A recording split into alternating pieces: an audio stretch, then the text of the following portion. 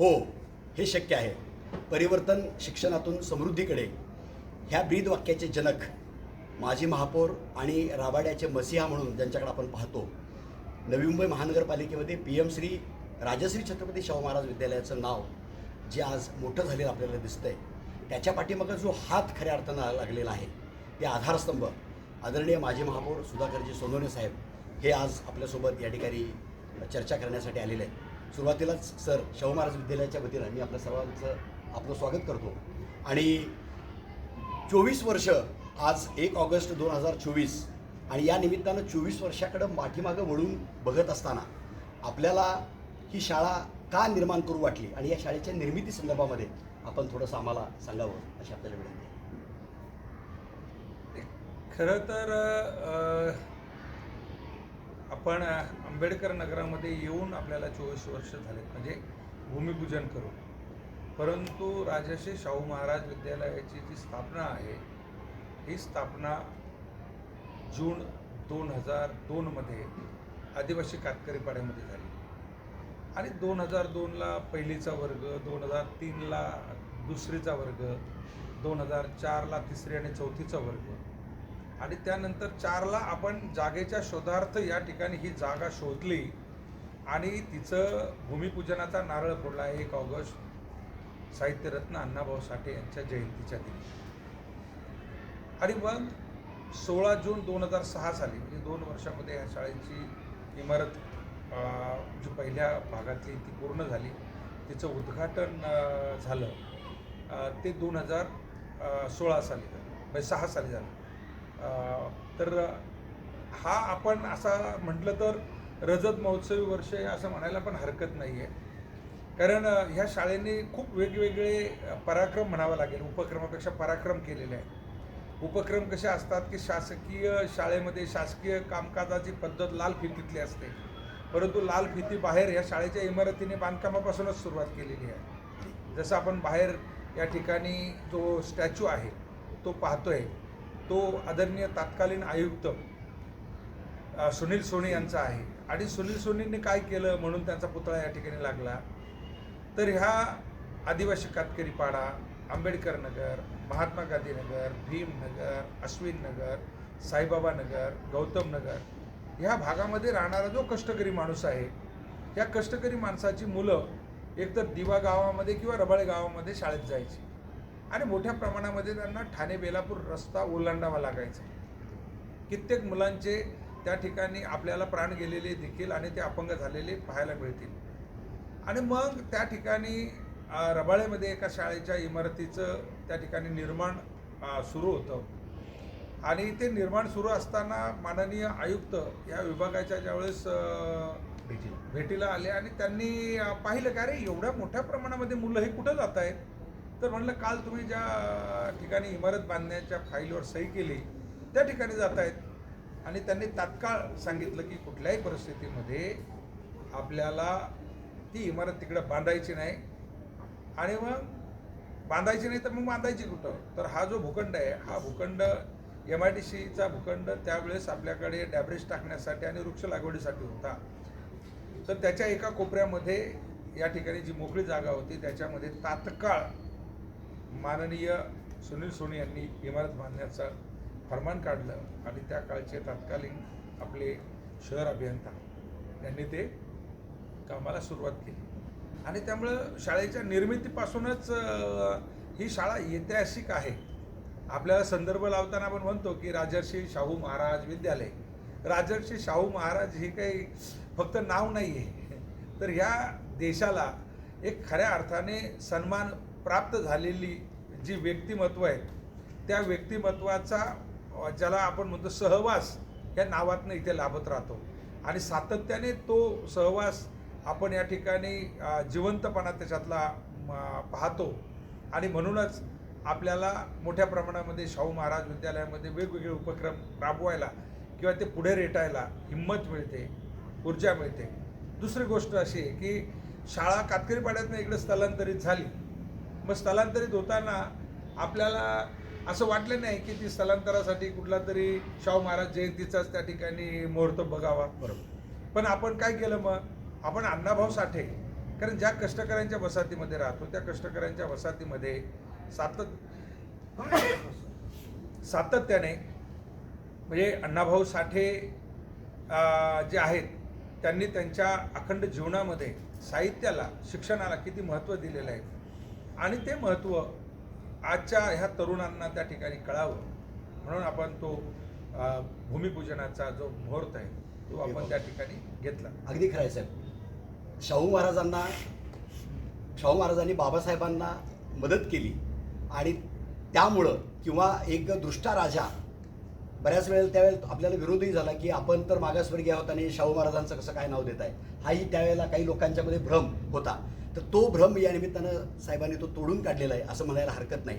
त्याचबरोबर सुनील सोनींचं नाव आणि त्यांचा पुतळा इथं काय दिलेला आहे ह्या सभागृहाला, तर त्याच्या पाठीमागं सुद्धा ज्या वेळेला सुनील सोनी साहेब या ठिकाणी आयुक्त म्हणून होते त्यांनी ही शाळा बांधायला या भूखंडामध्ये परवानगी दिली. त्याचबरोबर अण्णाभाऊ साठेंचंच का त्या जयंतीच्या दिवशीच का निवडलं, तर त्याचंही उत्तर साहेबांनी या ठिकाणी आपल्याला दिलं की ज्या कष्टकऱ्यांच्यासाठी अण्णाभाऊंनी आपलं साहित्य लिहिलं, शिक्षणाचं महत्त्व त्या माणसाला कळलं की जी माझा समाज जो आहे बाबासाहेबांना मानणारा, शाहू महाराजांना मानणारा, फुलेंना मानणारा, अण्णाभाऊंना मानणारा तोच समाज जास्त या ठिकाणी आहे आणि या सगळ्या कष्टकरी लोकांचे आदर्श म्हणून ही सगळी लोक आहेत आणि म्हणून सुनील सोनींचं नाव देणं असेल, शाहू महाराजांचं नाव शाळेला देणं असेल आणि अण्णाभाऊ साठे जयंती, आज अण्णाभाऊ साठेंची जयंती आपण साजरी करतो 105वी, त्याच्या औचित्यानं 24 वर्ष या शाळेच्या निर्मितीला त्या ठिकाणी पूर्ण होत आहेत आणि म्हणूनच हा वार्तालाप आपण साहेबांशी करतोय. साहेब, खरं तर आणखीन एक आत्ता स्थित्यांतर आपल्याला होताना दिसतंय की तुम्ही काही विद्यार्थ्यांचं ॲडमिशन मिळावं त्यांना म्हणून सरस्वती शाळेमध्ये त्या ठिकाणी गेलेले होतात आणि त्यावेळेला इकडच्या मुलांना आम्ही ॲडमिशन देणार नाही आणि तो जो काही वाद, आता आपण नाही सांगितलं पण इथली जी माझे काही मित्र आहेत या भागातले तर ते सातत्यानं सांगतायत आणि आज असं चित्र आहे की सरस्वती शाळा बंद पडलेली आहे आणि आपल्या शाळेकडं आज माध्यमिक विभागामध्ये जवळजवळ 1117 आणि प्राथमिक विभागामध्ये जवळजवळ 5000 विद्यार्थी इथं शिक्षण घेत आहेत. मग खरं हे जे स्थित्यांतर आहे त्याबद्दल आपण काय सांगाल, कारण त्याचे पूर्ण साक्षीदार आपण आहात सर. नाही, कसं आहे की आपण बघायला पाहिजे की 2001 साली नवी मुंबई महानगरपालिकेने जिल्हा परिषदेकडनं शिक्षण विभाग हा हस्तांतरित करून घेतला महापालिकेचा. परंतु त्याच्या अगोदरची परिस्थिती काय होती, तर 2001च्या अगोदरची परिस्थिती अशी होती की नवी मुंबई महानगरपालिका क्षेत्रामध्ये जिल्हा परिषदेच्या शाळा 4थी पर्यंत होत्या फक्त, बरोबर. आणि 4थीच्या नंतर मग 5वीला कुठं ॲडमिशन घ्यायचं, तर ॲडमिशन घ्यायचं असेल तर रबाळे गाव, दिवा गाव किंवा आंबेडकर नगर, भीमनगरमधल्या ह्या कष्टकऱ्यांच्या वसाहतीतली जी मुलं आहेत ही ह्या 2च शाळेत शिकायची. परंतु 4थी नंतर 5वीला त्यांना सरस्वती विद्यालय, मांजरा, त्यानंतर श्रीराम विद्यालय किंवा राधिकाबाई मेघे ह्या ज्या स्टेट बोर्डाच्या शाळा, ज्या शाळा कष्टकऱ्यांच्या वसाहतीमध्ये, लो इन्कम ग्रुपच्या वसाहतीमध्ये अगदी फुकट म्हटलं तरी चालेल त्यांना ते भूखंड शासनाने दिले. परंतु कुठल्याही परिस्थितीमध्ये ते कष्टकऱ्यांच्या गरिबांच्या मुलांना शिकवत नव्हते आणि सातत्याने जिल्हा परिषद शाळेतनं जाणारा जो काही विद्यार्थी होता त्या विद्यार्थ्याला दारात आल्यानंतर माणूस कुत्र्याला तरी म्हणजे साधारण थोडी इज्जत देऊन हाकलतो, परंतु त्याहीपेक्षा बेइज्जत करून त्या ठिकाणी त्यांना हाकलून द्यायचे आणि मग कुणाच्या तरी हातोपाया पडून काहीतरी 2-5 पैसे देऊन त्या ठिकाणी ते ॲडमिशन मिळावं लागायचं. अशा पद्धतीची जी परिस्थिती होती आणि ती परिस्थिती आता माझी मुलंही तिथं शिकत होती, परंतु जी काही जिल्हा परिषद शाळेतली जी मुलं आहेत, कारण माझी मुलं त्या ठिकाणी अगदी बालवाडीपासून होती, परंतु सगळ्यांनाच बालवाडीपासून 100-200 रुपये खर्च करायला परवडत नव्हते त्यावेळेस आणि त्यावेळेस अशी मुलं जिल्हा परिषदेत होती आणि त्या जिल्हा परिषद मुलांना ॲडमिशन मिळत नाही आणि मग ते 97-98ची घटना आहे आणि त्या ठिकाणी मग आपला दरवर्षी वाद व्हायचा, पोलिसांपर्यंत वाद जायचा आणि मग एक दिवस मी थोडा जास्तच ॲग्रेसिव्ह झालो, मला कंट्रोल झालं नाही आणि मी त्या सरस्वतीमध्ये तोडफोड केली आणि त्यावेळेच्या ज्या प्राचार्य आहेत आंगणे मॅडम, त्या म्हणजे बाई कुठल्याच वयाच्यातनं त्या बाई नव्हत्या, म्हणजे त्या ठेवतानाच त्या संस्थानिकांनी बरोबर ठेवलं होतं की त्या अगदी कुठलाही पुरुष होऊ दे त्याला खूप अपमानित करायचे आहे. परंतु त्यांना सांगितलं की हे लक्षात ठेवा, हे शेवटचं वर्ष आहे आणि कारण त्याच्या नंतर वर्षभरामध्ये मी नगरसेवक झालो आणि महापालिकेने शिक्षण मंडळ हस्तांतरित करून घेतलं. त्यावेळेस तत्कालीन प्रथम महापौर संजीवजी नाईक, आणि मग त्याच्यानंतर 2001 साली तर आदरणीय नाईक साहेब मंत्री झाले, पालकमंत्री झाले, आणि त्या माध्यमातून शिक्षण मंडळ इकडं आलं. आणि त्यांना आपण त्यावेळेस सांगितलं होतं की आज आम्ही तुमच्यासमोर हात पसरतोय आमच्या गोरगरीब कष्टकऱ्यांना ॲडमिशन देण्यासाठी, परंतु एक दिवस तुम्हाला आमच्याकडे या ठिकाणी फिरावं लागेल गल्लोगल्ली, की आम्ही फुकट तुम्हाला ॲडमिशन देतोय. आणि तेच झालं काही वर्षानंतर अमोल, की त्यांचे सगळे शिक्षक त्यांना सर्वे करायला आपल्या वसाहतीमध्ये पाठवायचे. परंतु कालांतराने काय झालं, ती शाळा त्या पद्धतीने चालली नाही. शासनाने दिलेलं भूखंड आणि ही शाळा सहित सगळं त्यांनी ते विकून टाकलं, आणि आता झेनिथ इंटरनॅशनल आहे त्या ठिकाणी. म्हणजे कष्टकऱ्यांच्या नावासाठी या ठिकाणचे जे शाळेचे भूखंड घेतले, आणि त्याच्यानंतर त्या ठिकाणी कुठल्याही गरीब आणि कष्टकरी मुलांना किंवा त्या ठिकाणी लो इन्कम ग्रुपच्या मुलांना शिक्षण न मिळता आज आपण पाहतोय की या ठिकाणी घाटकोपर असेल, मुलुंड असेल, विक्रोळी असेल, ह्या भागातनं बसेस येतात आणि मुलं तिथं शिकत आहेत. मग ह्या शाळा ह्या शहरामध्ये कशासाठी? आणि मग त्यावेळेस जर मला वाटतं की शाहू महाराज विद्यालयाची स्थापना जर झाली नसती आणि आता 7,000 मुलं या ठिकाणी जर ह्या शाळेमध्ये जर मुलं शाळाबाह्य झाली असती, मुलांना शिकता आलं नसतं. आज जे धोरण शासन या ठिकाणी घेते खाजगीकरणाचं, होय खाजगीकरण झालं पाहिजे. एका बाजूला शासन म्हणतंय की सरकारी शिक्षक जे आहेत ते काम करत नाही, परंतु ही जी दोलायमान जी परिस्थिती आहे, ही जी लोकांमध्ये संभ्रम निर्माण करणारी परिस्थिती, ही परिस्थिती कुठून निर्माण होते का? म्हणजे आपण फक्त खाजगीकरणामध्ये गेलं तर खाजगीकरणामध्ये शिक्षकाला कुठल्या प्रकारची इज्जत आहे हो? त्या ठिकाणी त्याला बेडबिगार म्हणून त्या ठिकाणी राबवलं जाते. आणि मग नक्की आपण मदत कुणाला करतो, नक्की सूड कुणाचा घेतो? तर याच्यावर खूप म्हणजे साकल्याने विचार करण्याची गरज आहे, पूर्ण त्याचं ॲनालिसिस करण्याची गरज आहे. फक्त आपण बोलून भाषण करून किंवा हे करून चालणार नाही आहे. तज्ज्ञांनी देखील तो विचार केला पाहिजे. एखादा तज्ज्ञ मंत्रालयात बसून किंवा तिकडे बसून चालणार नाही, तर त्याला इकडनं जो रिपोर्ट देणारा आहे तो रिपोर्ट देणारा त्या पात्रतेचा असला पाहिजे. कारण मी म्हणतो ना, किती मोठं AI येऊ दे ना, कुठलंही तंत्रज्ञान येऊ दे, त्याला फिडिंग कोण करणार आहे? फिडिंग करणारा माणूस आहे. आणि त्या माणसाने काय भोगलेलं आहे, काय अनुभवलेलं आहे, ते त्या ठिकाणी फिडिंग झालं नाही. आणि वरच्या लेवलचं फिडिंग झालं तर तेच राहणार आहे. हा खालचा फिल्टर मारलेला जो माणूस आहे, फिल्टर मारलेला हा जो समाज आहे, हा तसाच तिथे खितपत राहणार आहे. आणि त्यामुळे खूप जी वाईट परिस्थिती आहे ही संपली असं म्हणावं लागेल असं कधीच नाही. एक काळ असा होता की सरस्वतीमध्ये आम्ही ॲडमिशनसाठी भांडत होतो, आता झेनिथमध्ये भांडावं लागणार आहे आम्हाला. बरोबर. कारण शासन म्हणत आहे की त्या ठिकाणी 25% तुम्हाला RT मधनं, राईट टू एज्युकेशनमधनं तुम्हाला ॲडमिशन मिळणार आहे. आता राईट टू एज्युकेशनला पळवाट शोधली त्यांनी अख्ख्या महापालिकेच्या आणि जिल्हा परिषद शाळा ज्या आहेत त्या सीमेशी करून टाकल्या. त्यामुळे तुम्हाला आता 1 किलोमीटरच्या आतमध्ये ती शाळा नाही आहे, 1 किलोमीटरच्या शाहू महाराज विद्यालय आहे. म्हणजे त्यांनी त्यांची सुटका करून घेतलेली आहे. त्यामुळे कुठेही खूप मोठा बदल झाला आहे असं नाही आहे. तर शेवटच्या स्तरामध्ये काम करणाऱ्या प्रत्येक लोकप्रतिनिधीला काम करावं लागेल, अन्यथा तो समाज पुन्हा एकदा मग आपल्याला बाबासाहेब आंबेडकर असतील, शाहू महाराज असतील, अण्णाभाऊ साठे असतील, कर्मवीर भाऊराव पाटील असतील, त्यांना जन्म घ्यावा लागेल. अन्यथा सगळ्यांना शिक्षणापासून वंचित राहावं लागेल. असं म्हणलं तर वावगं ठरणार नाही. अगदी खरं आहे सर. आणि त्या काळामध्ये तुम्ही पॅन्थरच्या चळवळीमध्ये होता. सामाजिक कार्य करत असतानाच खाजगीकरणाच्या विरोधात आवाज ज्यावेळी तो उठवण्यात आला त्याच्यामध्ये सुद्धा आपण सक्रिय सहभाग घेतलेला होता. आणि तेच आज आता समोर येताना दिसते. या खाजगीकरणाच्या याचाच तो परिणाम आहे की काय? आता झेनिथ सुरुवातीला सरस्वतीबरोबर आपल्याला भांडायला लागलं आणि आता मात्र ॲडमिशन घेताना झेनिथबरोबर भांडावं लागतंय. हा जो काही शासकीय तिकडं परिपत्रकाचा जो भाग आहे, याच्यामध्ये जो सामाजिक कष्टकरी नागरिक आहे तो भरडला जातोय. आणि मग त्यांचे प्रश्न घेऊन तुमच्यासारखा एखादा सगळ्याच भागामध्ये अशा पद्धतीचे नगरसेवक किंवा समाजकार्य करणारे लोक केवळ नाव घेऊन त्या ठिकाणी फुले शाहू आंबेडकरांचं लुटणारे भरपूर आहेत, पण फुले शाहू आंबेडकरांचं नाव घेऊन तो विचारांचा वसा आणि वारसा पुढे चालवण्याचं काम आदरणीय सोनवणे साहेब केवळ एकटे नव्हे, त्यांचं कुटुंब की आदरणीय रंजनाताई सोनवणे मॅडम, त्यांची मुलगी गौतमी असेल, राहुल असेल, हे सगळं कुटुंब अख्खं इथल्या सगळ्या कष्टकरी लोकांच्यासाठी गेली 20 वर्ष सातत्यानं झगडताना आपल्याला दिसतंय. साहेब, हे शाळेचं शाहू महाराज विद्यालयाची स्थापनेपासून पुढं येत असताना कातकरी पाड्यातली असलेली शाळा ज्यावेळेला इथं आली आणि इथं ज्यावेळेला आल्यानंतर शिकण्यासाठी ज्यावेळेला मुलं येत होती, तर हिंदी शाळा जी कांशीरामजी विद्यालय आपल्या संकल्पनेतला तो एक भाग आहे, तर त्याची निर्मिती कशी झाली त्याबद्दल आपण काय सांगाल? नाही, ती खूप भारी गंमत आहे.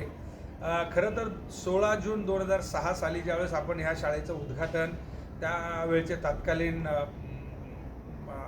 पालकमंत्री आदरणीय गणेशजी नाईक साहेब, रामदासजी आठवले साहेब, प्रीतम कुमार शेगावकर मंत्री महोदय ह्या सगळ्यांच्या उपस्थितीमध्ये केलं आहे.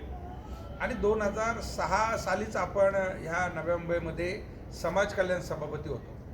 आणि समाज कल्याण म्हटल्यानंतर त्यावेळेस समाज कल्याणचा खरा जो अर्थ आहे तो खऱ्या अर्थाने आजही विशेष जातीचा आणि विशेष घटकांचा त्या ठिकाणी विकास करायचा अशाच प्रकारचा जो भाव होता. परंतु आपण त्याला छेद देत 2006 साली आदरणीय गणेश नाईक साहेबांच्या उपस्थितीमध्ये इथे एक नवीन पायंडा पाडला की महानगरपालिकेच्या शाळेमध्ये शिकणारा जो कुठला विद्यार्थी असेल, मग तो जातीने मराठा असू दे, ब्राह्मण असू दे, मुस्लिम असू दे, ख्रिश्चन असू दे, त्या 9वी पास झाला की त्याला 10वीला आपण सायकल द्यायची. ती कशातनं द्यायची? एखादा मुलगा खाजगी शाळेमध्ये शिकतोय, त्याची क्षमता आहे, मग त्याला आपण महापालिकेची शिष्यवृत्ती द्यायची का?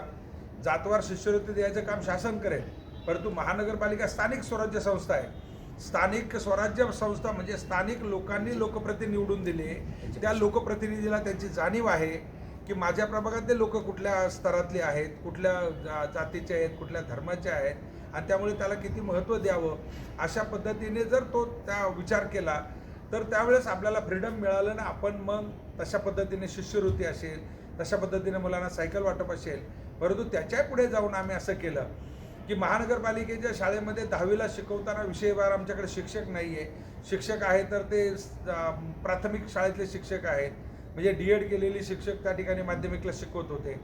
कित्येक अडचणी होत्या आणि मग त्या अडचणीवर मात करायची म्हणून आम्ही अतिरिक्त शिकवणी वर्ग तो सुरू करायचा. मग अतिरिक्त शिकवणी वर्गाला पैसे कुठून आणायचे?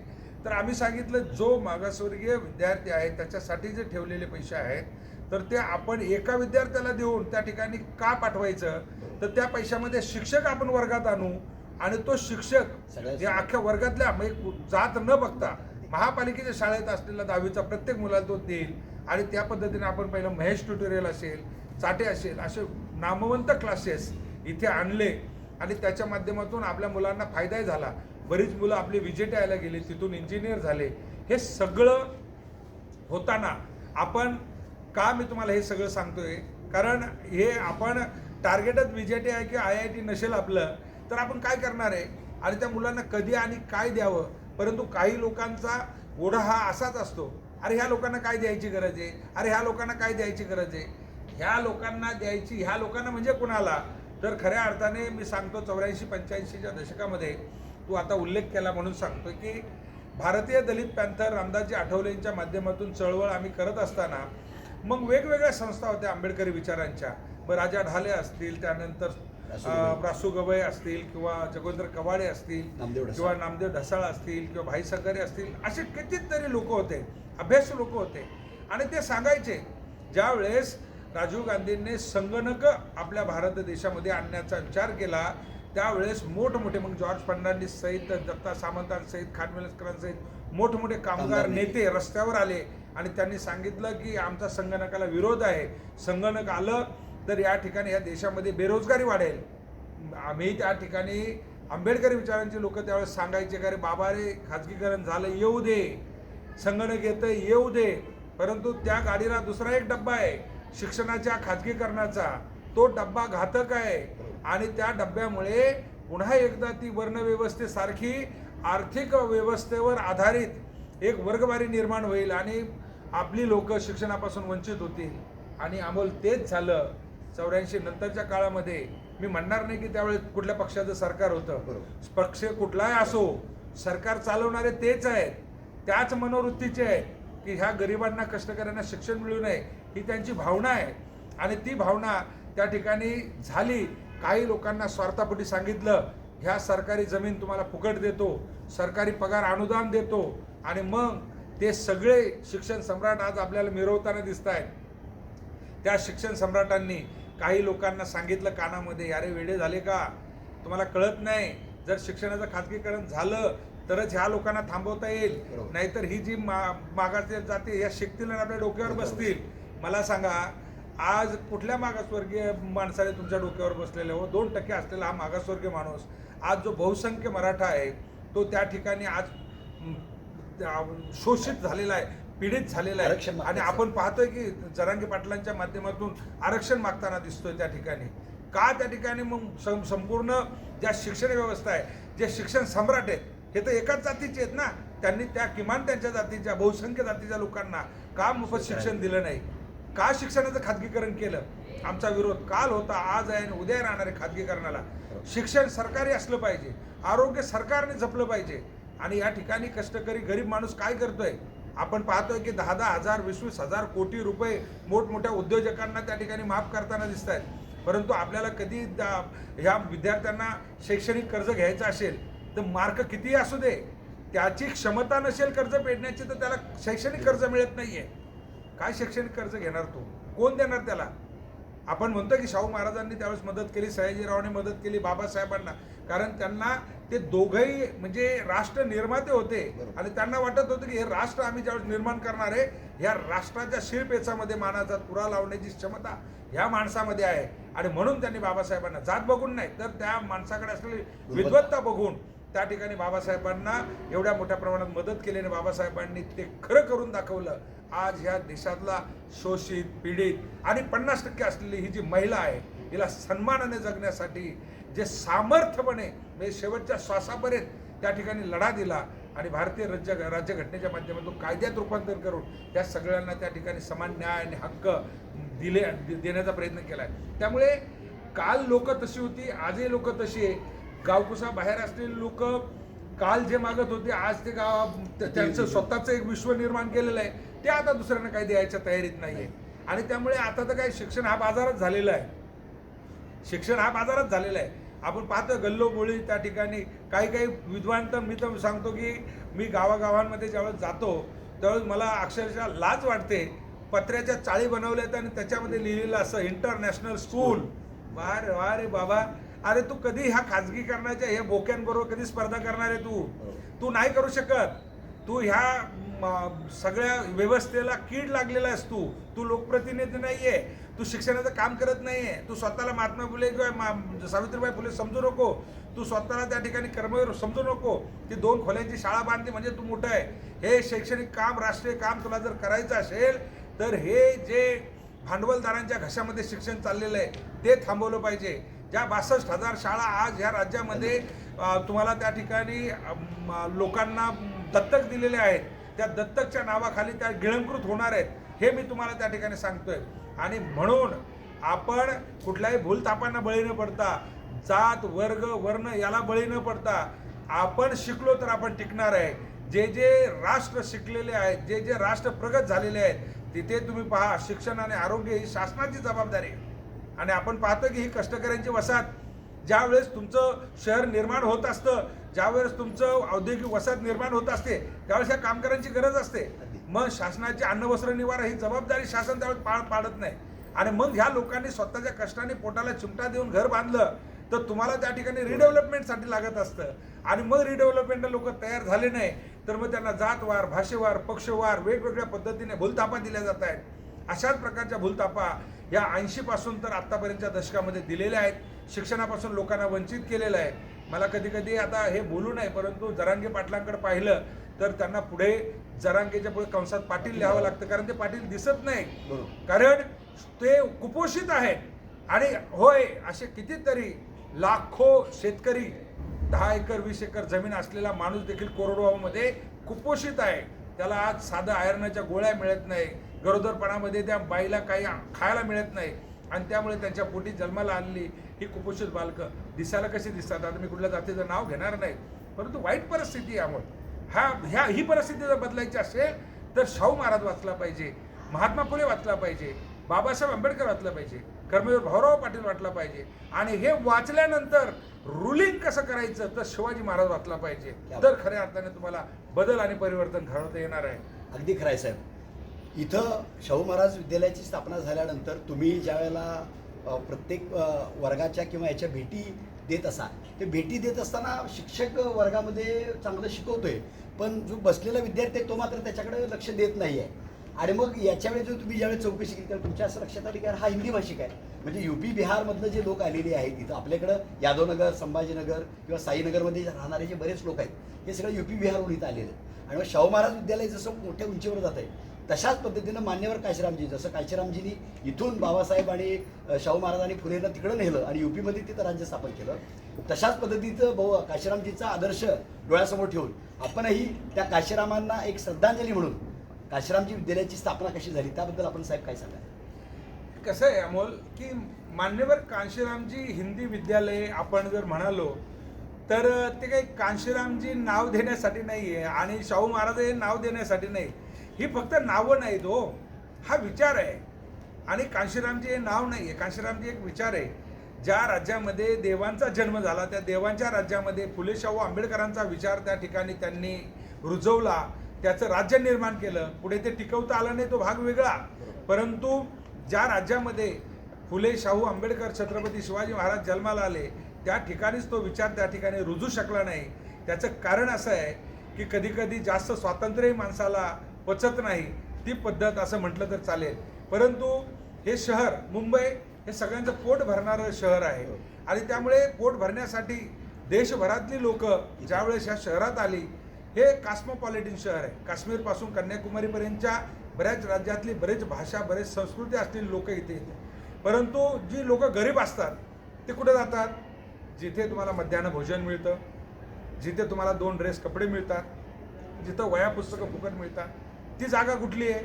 तर ती महानगरपालिकेची शाळा. आणि मग 2006 साली सुरू झालेली शाहू महाराज विद्यालय ही शाळा ह्या सगळ्या गरिबांना एक आदर्श आणि आधारस्तंभ वाटायला लागली.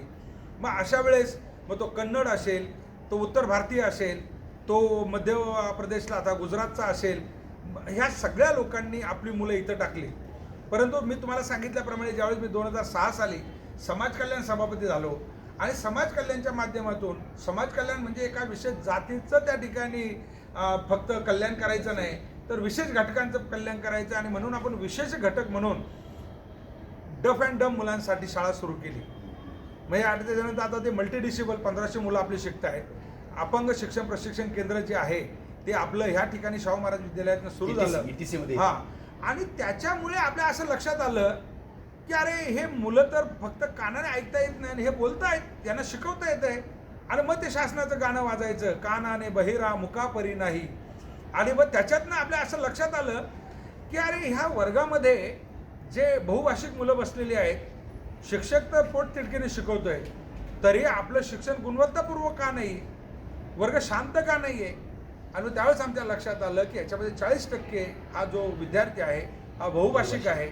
आणि त्यावेळेसच्या तत्कालीन आयुक्त विजय नहाटा यांना आम्ही त्यावेळेस सांगितलं, पत्र लिहिलं, पत्र काही त्यांनी वाचलं नाही, त्याच्यावर त्यांनी काय रिस्पॉन्स दिला नाही.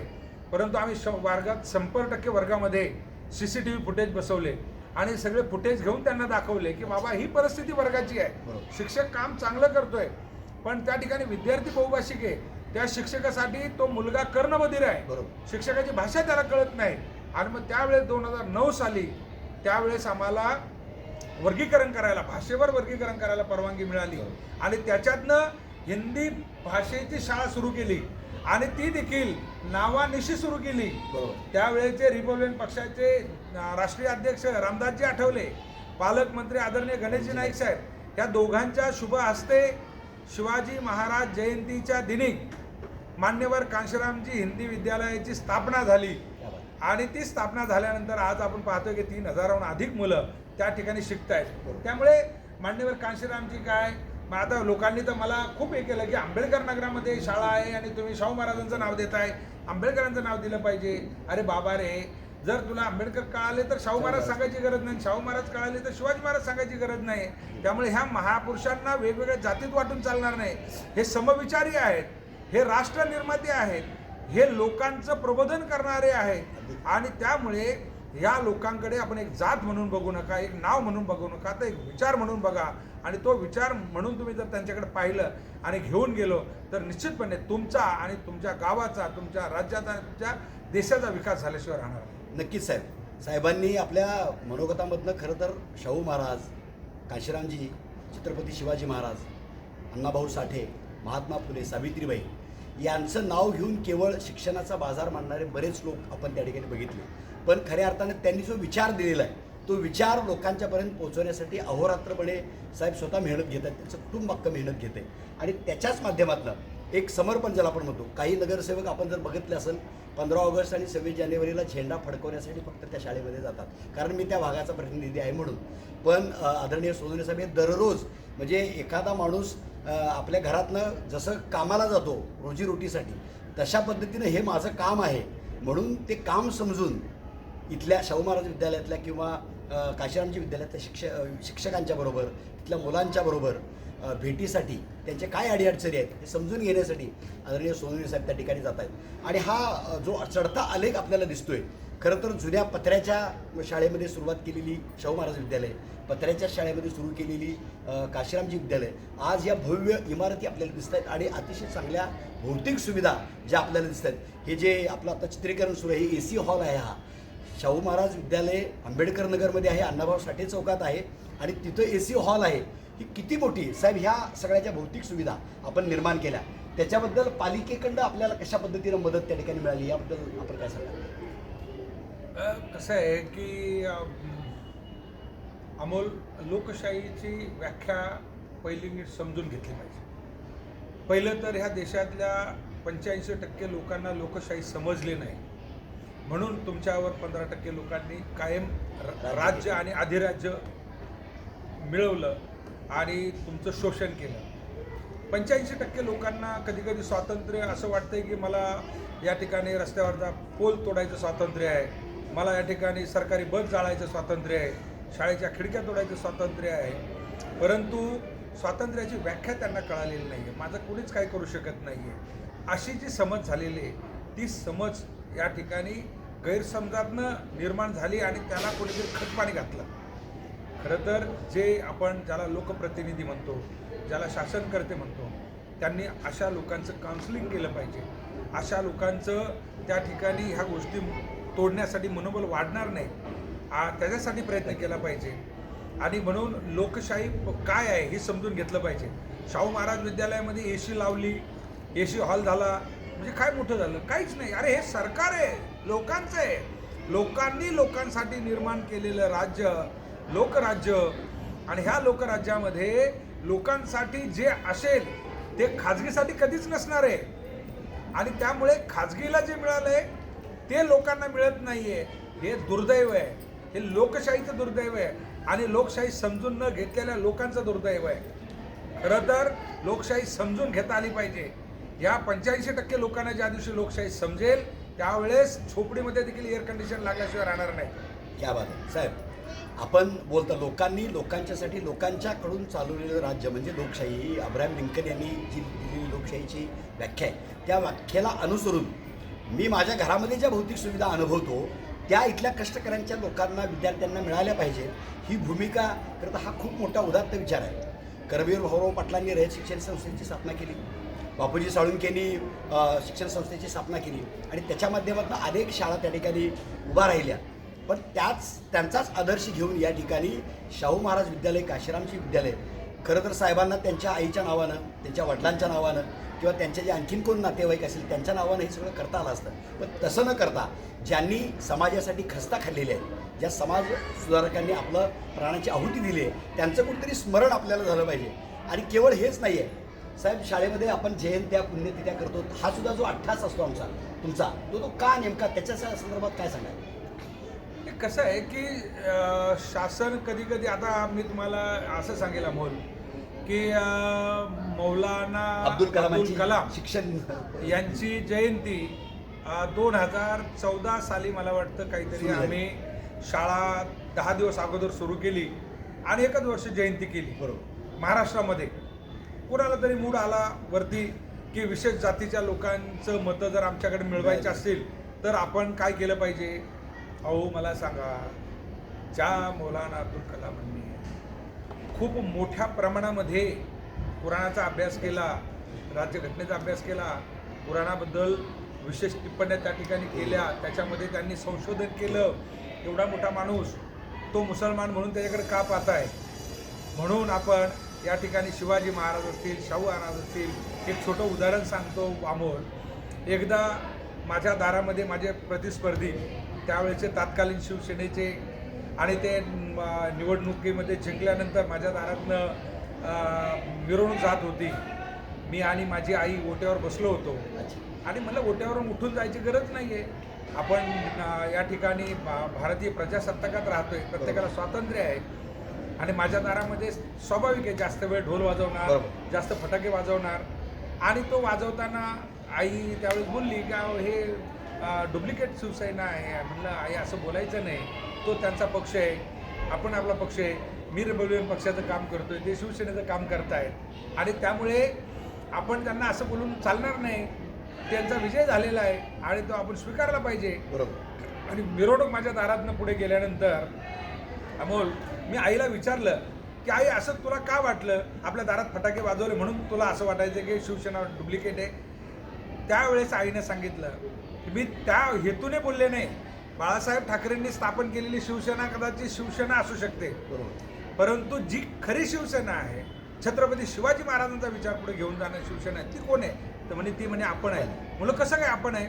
मग त्यावेळेस तिने नागपाड्याला राहत असलेल्या, माझी आई त्यावेळेस 13 वर्षाची होती आणि त्यावेळेस आईने उदाहरण सांगितलं की छत्रपती शिवाजी महाराजांची जयंती आम्ही नागपाड्यामध्ये ज्यावेळेस आपल्या तालमीमध्ये, कारण त्यावेळेस सकाराम असतात दारुळींची तालीम तिथे होती लाठीकाठीची.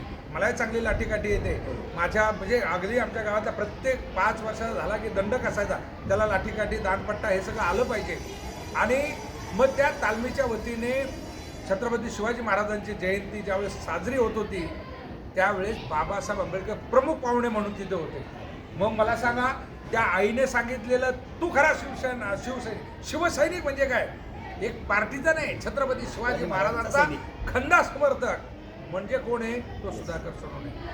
म्हणून त्यामुळे तू कुठल्या जातीचा आहे ते महत्त्वाचं नाही आहे, तू कुठल्या विचारायचा आहे ते महत्त्वाचं आहे. छत्रपती शिवाजी महाराजांचे विचार, शाहू महाराजांचे विचार, बाबासाहेब आंबेडकरांचे विचार, कर्मवीर भाऊराव पाटलांचे विचार, अण्णाभाऊ साठेंचे विचार, ही माणसं नाही, या जाती नाही, हे विचार आहेत. ह्या राष्ट्राला लाभलेली खूप मोठी ॲसेट आहे, ही आपली जपणूक केली पाहिजे. हिला कीड लागता कामा नये. वेगवेगळ्या विभिन्न जातीची कीड लागून न देता, हिला व्हायरसमध्ये हे जाऊन न देता या ठिकाणी सगळ्यांनी त्याचं संगोपन केलं पाहिजे. हा त्याच्या पाठीमागचा खरा आमचा उद्देश आहे. आणि म्हणून आम्ही सांगतो की तुम्ही जयंती आणि पुण्यतिथी फक्त हार घालून करू नका, तर किमान त्या मुलांना त्या दिवशी कळू दे की ह्या माणसाच्या फोटोवर आम्ही का हार चढवतोय. 4 शब्द तुम्हाला सांगावेसे वाटले पाहिजे, 4 शब्द त्यांना ऐकावेसे वाटले पाहिजे आणि आपण हे का पुढे न्यायचं हे त्यांना पटलं पाहिजे. म्हणून आपण त्या ठिकाणी ह्या जयंती आणि पुण्यतिथ्या केल्याच पाहिजे.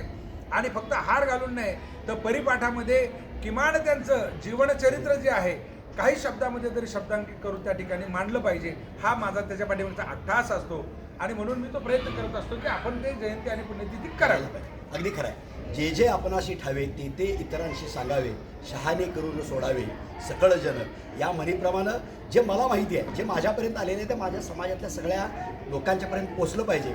फुलेंनी काय काम केलं, सावित्रीबाईंनी काय काम केलं, अण्णाभाऊंनी काय काम केलं, मौलाना अब्दुल कलामांनी काय काम केलं, हे सगळं काम लोकांच्यापर्यंत पोचावं. म्हणून आपण या जयंत्या पुण्यतिथ्या त्यांचे विचार समाजापर्यंत पोहोचण्यासाठी हा अट्टास अगदी साहेबांचा तो निश्चितपणानं, आणि ते काम शाळेतले माझे सर्व सहकारी शिक्षक याही शाळेमध्ये आणि कांचनरामजी विद्यालयामध्ये हे अतिशय चांगल्या पद्धतीनं करत आहेत. आणि त्याचाच परिपाक साहेब आपल्याकडं आपण ज्यावेळेला ही शिक्षणाची गंगा या ठिकाणी सुरू केली त्या काळानंतर ब्राह्मण समाजाची पहिली मुलगी गायत्री महंती, की जी ब्राह्मण आहे पण ती आपल्या इकडं राहत होती, जो उल्लेख आपण समाज कल्याणचा मगाशी केला त्याच ह्याला अनुसरून हा प्रश्न आहे की खऱ्या अर्थानं गायत्री तर ब्राह्मण आहे पण ती आपल्या इतर असते, कष्टकऱ्यांच्या वसतीमध्ये राहते. तिचे वडील वॉचमन म्हणून काम करत होते आणि मग इथं येणाऱ्या प्रत्येकाला जो आपल्या इथं राहतो तो आपला बांधव आहे, ही भूमिका घेऊन तुम्ही तुमचा उद्देश जो आहे तो खऱ्या अर्थानं सफल झाला असं तुम्हाला वाटतंय का? नाही, कसं आहे अमोल, शिक्षणाची आवड जर असेल तर आपल्याला ते म्हणतात ना की कारण लागत नाही, निमित्त लागतं. कारणं कितीही असू शकतात पण त्या निमित्ताने मला जे करता आलं, गायत्री ज्यावेळेस आपल्याकडे आली 7वीपासून, त्यावेळेस 8वीला आपल्याकडे मुलांना शाळेचा ड्रेस दिला जात नव्हता. बरोबर. गायत्री आणि सावित्री ह्या दोघी बहिणी आपल्याकडे आल्या त्यावेळेस आपल्याला 600 रुपये त्यांना ड्रेसला लागत होते. बरोबर. आणि महापालिका फक्त 7वीपर्यंत द्यायची, त्यावेळेस RTE नव्हतं. आणि मग त्या मुलींना 600 रुपयाचे ड्रेस आपण दिले आणि त्या तर म्हणजे ओरिसाच्या होत्या, बहुभाषिक होत्या, तरी मराठी माध्यमाच्या याच्यातनं त्या मुलींनी 8वी 9वी 10वी त्यांना 10वीमध्ये आपण महेश ट्युटोरियलचा जो शिकवणीचा अतिरिक्त क्लास आहे त्याचा त्याला बेनिफिट झाला, म्हणजे समाज कल्याणच्या माध्यमातून चालवला जाणारा. अगदी खरं आहे. त्यावेळेस त्या मुली नवी मुंबई महानगरपालिकेच्या शाळेमध्ये शिकत आहेत, कष्टकऱ्यांच्या वसाहतीमध्ये राहत आहेत. हा उद्देश डोळ्यासमोर ठेवून खऱ्या अर्थाने बाबासाहेब आंबेडकरांनी ह्या कष्टकऱ्यांसाठी जो प्रयत्न भारतीय राज्यघटनेतनं केला आहे त्याची अंमलबजावणी करताना कुठंतरी अंमलबजावणी करणारा चुकतोय. तो फक्त त्या जातीची मतं मला मिळावेत म्हणून त्या महापुरुषाला पुढे करत असतो. त्या महापुरुषाचा विचार पुढे करत नाही आणि तो विचार आपण त्यावेळेस पुढे केला. त्या विचाराने प्रेरित होऊन मग त्या मुलीने ह्या शाळेला एक वेगळ्या प्रकारचं नावलौकिक मिळवून दिलं. ती गायत्री आणि सावित्री. तर गायत्री म्हणतो नव्या मुंबईत पहिली आली आणि पहिली आल्यानंतर आम्ही सांगितलं की तू आता विजय जायचं डिप्लोमा. विजय गेली, डिप्लोमाला नंबर लागला तिचा आणि नंबर लागल्यानंतर तिने डिग्री देखील तिथंच केली आणि आज बँगलोरला ती IT कंपनीमध्ये ती आणि त्या नवरा चांगलं काम करतोय. हे उदाहरण आहे. आणि हे काय आहे, हे उदाहरण आम्ही का सेट केलंय तर आम्ही ह्या एकही महापुरुषाला जात म्हणून पाहत नाही, या ठिकाणी एक व्यक्ती म्हणून पाहत नाही, तर एक विचार आणि व्यक्तिमत्व म्हणून त्या ठिकाणी पाहतोय. त्याचा हा परिणाम आहे. अगदी खरं आहे. गायत्रीसारखी शैक्षणिक प्रगती म्हणजे गायत्रीनं आपलं नाव आता यावर्षी सुद्धा अंशिका यादवनं आपलं नाव आपला हा जो शाळेचा जो शैक्षणिक आलेख आहे तो वाढतोय. तो खऱ्या अर्थानं आणखीन असा वाढत जाणार आहे. याचबरोबर क्रीडा क्षेत्रामध्ये सुद्धा शाळेनं त्या ठिकाणी प्रगती केलेली आपल्याला दिसते.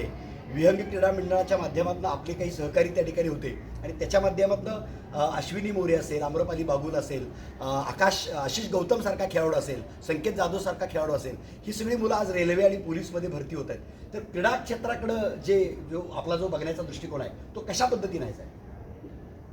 नाही, त्याचं खूप मोठं हे आहे. मी ज्यावेळेस 2010 साली शिक्षण मंडळावर गेलो, कारण त्यावेळेस दोन्ही प्रभाग आपले महिलांसाठी राखीव होते आणि त्यावेळेस डॉक्टर गौतमी आणि रंजना ह्या दोघी सभागृहामध्ये होत्या आणि गौतमी नुकतीच त्या ठिकाणी MDला तिने ॲडमिशन घेतलं होतं आणि MD करताना मग तिच्या डोक्यामध्ये एक आता विद्यार्थीच होती ती, तर विद्यार्थ्यांमध्ये जे असलेले कलागुण आहेत ते बाहेर निघावेत म्हणून तिने 2011 साली आपल्या शाळेमध्ये आनंददायी शनिवार जो म्हणतात ना त्याला हॉबीज डे म्हणून, बरोबर, माणसाच्या म्हणजे आवडीनिवडी, तर तो एक शनिवार म्हणून त्यांनी केलं आणि प्रत्येक शनिवारी दप्तर आणायचं नाही आणि पहिलीपासून 10वीपर्यंतच्या एक हॉबी असलेल्या मुलांचा वर्ग बनवायचा 50 मुलांचा.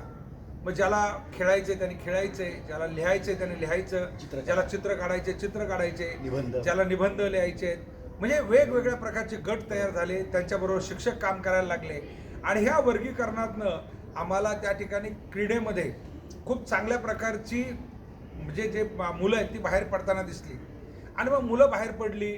आम्ही या ठिकाणी आमच्याकडे असलेले काही कार्यकर्ते त्यांच्या माध्यमातून कबड्डी खो खो चालू केलं आणि हे कबड्डी खो खो म्हणजे फक्त कसं आहे की आम्हाला येतंय, पकडता येतंय, ताकद लावता येतं, टेक्निक काहीच नाही. आणि अशा पद्धतीने आमदार चषक राफा नाईकला होता आणि आमदार चषक मग त्या ठिकाणी दत्त मंदिर विद्यालय जी आहे सानपाड्याची सोमनाथ वास्करांची, त्या शाळेने अगदी आम्हाला म्हणजे बोलतात ना शून्यामध्ये हरवून टाकलं आणि आम्ही म्हटलं यार आम्ही तर शाळेमध्ये रोज संध्याकाळी बसतो, रोज संध्याकाळी एवढी प्रॅक्टिस घेतोय आणि त्या प्रॅक्टिसच्या माध्यमातून आम्हाला काहीच फायदा झाला नाही. मुलं तर खूप उड्या मारतायत, जंप मारतायत. आमचे तर मुलांना आमचा चव्हाण नावाचा मुलगा आहे त्याला धोनीच म्हणायचे, तो असा उडी मारायचा खो खोमध्ये, पण आम्हाला काही हाती लागलं नाही. आणि मग त्यावेळेस आपले जे कमलेश इंगळे सर आहेत त्यांचा वर्गमित्र त्या ठिकाणी असलेला प्रताप शेला, मग तो एक दिवस कमलेशने त्यांनी मला भेटायला आणलं आणि ते सांगितलं की सर हे अशा प्रकारचं मंडळ आहे आणि ते राधिकाबाईच्या मैदानावर त्या ठिकाणी हे करतं, आपल्याकडची काही मुलं असतात. मग त्याने सांगितलं की सर मी 3 वर्षामध्ये तुम्हाला राष्ट्रीय खेळाडू इथं तयार करून देऊ शकतो. तर मग त्याला ज्या पद्धतीने पाहिजे त्या पद्धतीने आम्ही ते लॉन तिकडचं काढलं, त्याच्यानंतर ते चांगलं मैदान बनवलं आणि त्या मैदानावर खेळायला सुरुवात केली आणि खेळता खेळता साधारण आम्हाला 2-3 वर्षामध्येच निकाल यायला सुरुवात झाली आणि आम्ही आमच्या ह्या स्तरावर तर काही विषयच राहिला नाही. महापालिकेच्या शाळेच्या स्तरावर आमदार चषक नंतर मग त्यांनी 2 भागात विभागला, एक महापालिकेसाठी आणि एक खाजगीसाठी. कारण जोपर्यंत आम्ही आहे त्यापर्यंत सगळे बक्षीस आम्हाला मिळायचे. एकदा तर असं झालं, कर्मवीर भाऊराव पाटलांच्या जयंतीला मॅरेथॉन असते आणि तिथे असलेले त्यांचे जे 10 बक्षिसं आहेत, 10 पैकी 9 बक्षिसं आम्ही मिळवून आणले. आणि त्यामुळे ते म्हणले का एकाच शाळेसाठी थोडी ही स्पर्धा घेतली होती. तर असं कितीतरी वेळेस झालेलं आहे. ठाण्याची ओपन आपली मॅरेथॉन असते, त्याच्यातही आपण 10-12 बक्षीस आपल्याला मिळत आहेत. आणि हे सगळं त्या हॉबीज डेमधनं आपल्याला मिळालेलं आहे, आनंददायी शनिवारमधनं मिळालेलं आहे. त्यावेळेच्या शिक्षकांनी देखील ती मुलं शोधण्यामध्ये, ते वर्गीकरण करण्यामध्ये कुठल्याही प्रकारची चूक केली नाही. अचूकपणे ती मुलं शोधली आणि म्हणून आपल्याला असे गुणवंत खेळाडू, गुणवंत कलाकार मिळाले. आपल्याला कलेमध्ये पण देखील बघा तुम्ही, आपण त्यावेळेचा आपला परिवर्तन महोत्सव 2018 किती गाजला होता. परंतु त्याच्यानंतर परिवर्तन महोत्सव 2025 हा तर म्हणजे अवाक करणारा होता. त्यावेळेस मी पाहिलं, त्या दोघांच्या चेहऱ्याकडे पाहत होतो. माननीय आयुक्त कैलास शिंदे साहेब आणि आदरणीय मंत्री महोदय गणेश नाईक साहेब हे अवाक म्हणून पाहत होते की किती पोटतिडकीने विषय या ठिकाणी ही मुलं मांडत होती. का मांडत होती? त्यांचं काही पाठांतर होतं? त्या मुलांकडनं काही करून घेतलं होतं? ती परिस्थिती ती मुलं जगतायत आणि ती परिस्थिती प्रेझेंट करायला फक्त आम्ही एक प्लॅटफॉर्म तयार करून दिला. आणि म्हणून शाहू महाराज विद्यालय हे फक्त विद्यालय नाही आहे, हे संस्कार केंद्र आहे. आणि हे संस्कार केंद्र खऱ्या अर्थाने ह्या मुलांच्या विविध कलागुणांना या ठिकाणी वेगवेगळ्या प्रकारची, ज्याला म्हणतो आपण की ताकद, ऊर्जा देणारं हे केंद्र आहे. या ठिकाणी याला कोणी असं म्हणू शकत नाही की महापालिकेची शाळा, झोपडपट्टीतली शाळा. तर ही खऱ्या अर्थाने ह्या स्वतंत्र भारताची, ज्या पद्धतीने सशक्त भारत आणि समृद्ध भारत या दिशेने त्याची वाटचाल सुरू आहे आणि PM श्रीच्या माध्यमातून संपूर्ण राष्ट्रीय स्तरावर पोहोचण्याची संधी ज्या शाळेला मिळालेली आहे, ती शाळा, त्या शाळेचे शिक्षक, त्या शाळेचे विद्यार्थी आणि त्या शाळेचे पालक देखील आपल्याला त्या उंचीवर जाताना तशा पद्धतीचं आपलं सहभाग त्याच्यामध्ये नोंदवताना दिसत आहेत. हा त्याचा सगळ्यात मोठा हे. अगदी खरं आहे. कला, क्रीडा, सांस्कृतिक, शैक्षणिक, सामाजिक या सगळ्याच बाबतीमध्ये इथला विद्यार्थी, अर्थात खऱ्या अर्थानं मला जे मिळालेलं नाही आहे ते इथल्या कष्टकरी लोकांना, इथल्या विद्यार्थ्यांना मिळावं, ही भावना डोळ्यासमोर ठेवून आदरणीय सोनवणे साहेब काम करत आहेत. मी आता त्याच मुद्द्याकडे येणार होतो. 2002 साली छोटंसं लावलेलं रोपटं आज ह्या वटवृक्षामध्ये रूपांतर होताना दिसतंय. आणि आज खऱ्या अर्थानं PM श्री म्हणजे prime ministers rising school of India या संज्ञेमध्ये आपल्याला गणलं जात आहे. आणि त्याच्या माध्यमातून अनेक नाविन्यक्रम उपक्रम आपल्याकडे येत आहेत. आणि त्या उपक्रमांच्या माध्यमातून आज साहेब आपल्याशी हा संवाद साधत आहेत. खरं तर PM श्री शाहू महाराज विद्यालय होत असताना जी काही स्थित्यंतरं आत्तापर्यंत आली त्याबद्दल साहेबांनी सांगितलं. पण आता या पुढच्या कालखंडामध्ये आपली वाटचाल पुढे भविष्यामध्ये कशी साहेब असणार आहे, त्याबद्दल आपण काय सांगाल? कसं आहे अमोल, 2019 साली नवी मुंबई महानगरपालिकेच्या सभागृहाने निर्णय घेतला आणि आपल्याला माध्यमिक बरोबर उच्च माध्यमिक देखील सुरू करावं. परंतु आपण पाहिलं की 2020 साली ज्या महापालिकेच्या निवडणुका होऊ घातल्या होत्या आणि त्याच्यानंतरच्या काळामध्ये लगेच जून महिन्यामध्ये आपल्याला 11वी-12वीचे जे आर्ट्स, सायन्स, कॉमर्स या तिन्ही फॅकल्टीचे वर्ग सुरू करता येणार होते. त्यासाठी आपण इमारत सज्ज केली होती. मान्यवर कांशीरामजीच्या त्या शाळेवर आपण एक वर्ग त्या ठिकाणी वाढवला होता. एवढी सगळी तयारी होत असताना मधल्या काळामध्ये जो करोना आला आणि त्याच्यामध्ये जी 2 वर्ष गेली आणि त्याच्यानंतर महानगरपालिकेच्या निवडणुका झाल्या नाही. आपण पाहताय की ही लोकशाहीचा फायदा घेण्यापेक्षा गैरफायदा घेणाऱ्यांची संख्या अधिक झालेली आहे. आणि त्यामुळे हा जो कॅम्पस आहे, हा कॅम्पस कुठेतरी शिस्तबद्ध पद्धतीने पुढे गेला पाहिजे. त्याचा कुठंतरी धाक असला पाहिजे, कुणाचा तरी कंट्रोल असला पाहिजे. आणि तो कंट्रोलच निवडणुका आणि लोकप्रतिनिधी नसल्यामुळे तो कंट्रोल पॅनल जो आहे ना, तो खराब झालेला आहे. आणि त्यामुळे डायरेक्ट करंटने आपण हे जर चालू केलं तर असलेला हा जो कॅम्पस आहे 10वीपर्यंतचा, हाही खराब होऊ शकतो. म्हणून आपण त्या ठिकाणी 2020 साली होणारा 11वी-12वीचे वर्ग केले नाही. आता आशा आहे की यावर्षी जरी निवडणुका झाल्या तर निश्चितपणे आपण 11वी-12वीचे वर्ग या ठिकाणी सुरू होतील. कदाचित सिनियर कॉलेज देखील या ठिकाणी होऊ शकेल. कारण आपण पाहतोय की विद्यार्थी संख्या दिवसेंदिवस वाढत आहे, वर्ग संख्या कमी पडते. परंतु आता आपण पाहतो की यादवनगरची शाळा इमारत बांधून तयार झालेली आहे. त्यामुळे निदान 9वी-10वीची मुलं जर तिकडं गेली, आपण पाहतोय की यादवनगर, चिंचपाडा, सुभाषनगर ह्या भागातनं 400 मुलं आपल्याकडे इकडे शाळेत येत आहेत. तर ही सगळी मुलं भविष्यामध्ये देखील 11वी-12वी झाली तर तेवढाच त्याच्यामध्ये त्यांची पटसंख्या वाढणार आहे. त्या हिशोबाने आपल्याला बेसिक इन्फ्रास्ट्रक्चरची आवश्यकता आहे.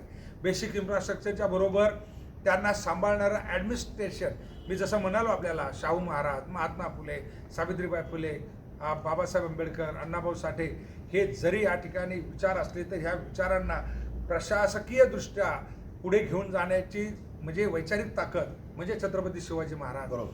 ते आपण कसे निर्माण करणार, तर ते लोकशाहीच्या माध्यमातून आपल्याला निर्माण करता येतील. आणि जोपर्यंत निवडणूक होत नाही तोपर्यंत हे मला तरी अधांतरित दिसतंय. कारण एवढी मोठी रिस्क प्रशासनाचा कुठलाही माणूस घेणार नाही. आणि प्रशासनाचा माणूस काय, आपण असं म्हणू तो शब्द वापरला तर त्यांना वाईट वाटेल, पाट्या टाकायचं काम, पण ते तरी काय करतील, कारण शासन करतात तसे आहे.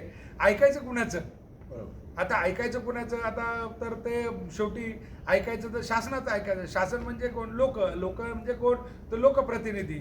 आता लोकप्रतिनिधी सांगेल ते ऐकावं लागेल. तर लोकप्रतिनिधी आता वरती आहे, खाली नाही आहे. तर त्यामुळे ही जी काही परिस्थिती आहे, डोलायमान परिस्थिती आहे, हे सुधारायला वेळ लागेल आणि त्याच्यासाठी स्थानिक स्वराज्य संस्थेच्या निवडणुका होणं खूप गरजेचं आहे. अगदी खरं आहे. भविष्यामध्ये ज्युनियर कॉलेज आणि सिनियर कॉलेज इथं उभारलं गेलं पाहिजे, हे माझं ध्येय आहे आणि ते ध्येय डोळ्यासमोर ठेवून मी काम करतोय. पण सध्या काही अडचण आहेत. ती अडचण टेक्निकल निवडणुकांची साहेबांनी सांगितली. निश्चितपणानं इथल्या कष्टकऱ्यांच्या लोकांना बाहेरच्या म्हणजे SDV असेल, सरस्वती असेल, तिकडच्या कॉलेजमध्ये 11वी 12वीसाठी जी फी भरायला लागणार आहे, ती फी भरण्याची पात्रता किंवा ती क्षमता इथल्या माझ्या लोकांची नाही आहे. तर त्यांच्यासाठी मी काय करू शकतो याची भविष्याची चिंता साहेबांनी अगोदरच करून ठेवलेली होती. पण कोरोनाच्या कालखंडामध्ये त्याला ब्रेक मिळाला आणि ते पुढं आता होऊ पाहत नाही आहे. पण भविष्यामध्ये आपण 11वी 12वी आणि सिनियर कॉलेज या ठिकाणी उघडणार आहोत. अशा पद्धतीचं विवेचन साहेबांनी या ठिकाणी केलं. निश्चितपणाने ती लवकरात लवकर ती गोष्ट सुरू हो. साहेब, हे सगळं करत असताना आपल्याला घरची साथ आदरणीय मामी ओरडत नसतील का?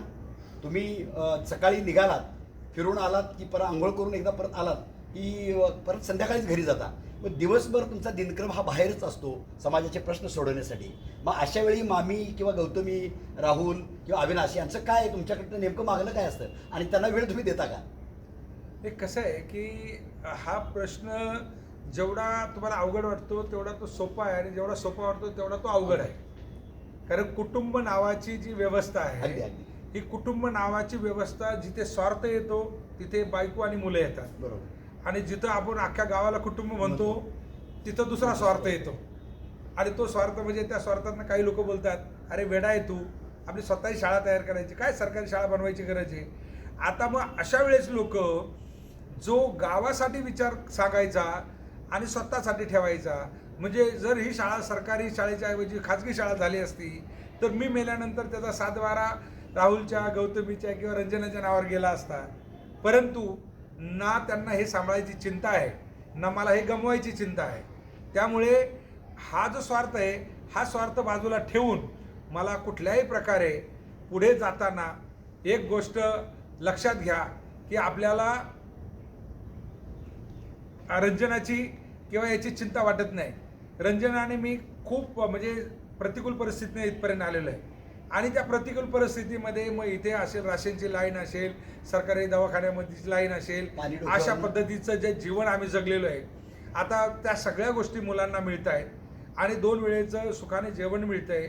जरी आम्ही इथं वस्तीमध्येच राहत असलो तरी आम्ही स्वप्नांना थोडं संकुचित नाही केलेलं, तर मर्यादित केलेलं आहे. आपल्या कवेत बसेल एवढं केलेलं आहे आणि त्यामुळे ते त्यांना तिथे मिळत असल्यामुळे माझ्या मागे पुढे जाण्यासाठी कुठल्याही प्रकारचं आपल्याला बंधन त्या ठिकाणी राहिलेलं नाही आणि हे बंधन नाही, त्यामुळे मनमोकळेपणाने मला या ठिकाणी काम करता येतं. अगदी खरं आहे. आपण त्या ठिकाणी या गुणवत्तापूर्ण शिक्षणाचा परिवर्तन परीक्षा पॅटर्न या ठिकाणी आपल्या शाळेमध्ये सुरू केला. त्याचबरोबर 10वीसाठी अतिरिक्त वर्ग सुरू केले. त्याच्याबद्दल काय सांगाल साहेब? अतिरिक्त वर्गाच्या बाबतीमध्ये मी तुम्हाला पहिल्या प्रश्नामध्येच सांगितलं की आपण महेश ट्युटोरियल असेल, चाटे असेल, एवढे मोठमोठे, परंतु ज्यावेळेस शासनामध्ये प्रशासनामध्ये वेगवेगळ्या विचारांची लोक येत आहेत, त्यांना ह्या मुलांवर केलेला खर्च आवाढव्य वाटतो, चुकीचा वाटतो आणि त्यामुळे ते बंद झाले. आणि बंद झाल्यानंतर मागच्या वर्षी आपण स्वतःच्या खिशातनं पैसे टाकून अतिरिक्त शिकवणी वर्ग सुरू केले आणि ते अतिरिक्त शिकवणी वर्ग म्हणतो ना की स्वातंत्र्याचा फायदा आणि गैरफायदा. मग या ठिकाणी फुकट मिळणारं शिक्षण त्यांना थोडं महत्त्वाचं वाटलं नाही आणि 500 पैकी फक्त काय 260 मुलं यायची आणि ती पण यायची तर काहींचे मित्र येतात, काहींच्या मैत्रिणी येतात म्हणून यायची. आणि मग शिक्षणाच्या बद्दल त्यांच्या मनामध्ये असलेली जी आस्था आहे ती अनास्थेमध्ये त्या ठिकाणी कन्वर्ट होताना दिसायची. मग ह्या वर्षी आपण विचार केला की कुठल्याही प्रकारे अनुसया सोनवणे चॅरिटेबल ट्रस्टच्या वतीने मदत करायची असेल तर त्या सुपर 30ला करायची.